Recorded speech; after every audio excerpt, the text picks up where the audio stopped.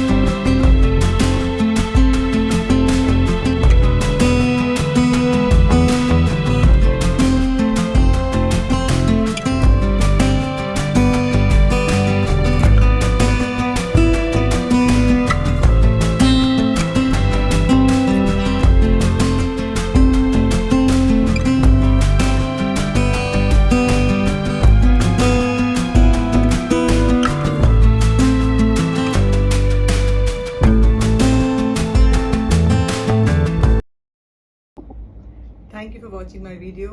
I hope आपको मेरा ये वीडियो पसंद आया होगा। पसंद आया हो तो लाइक, शेयर एंड सब्सक्राइब करना ना भूलें। मिलते हैं अगले वीडियो में। Till then take care, bye bye.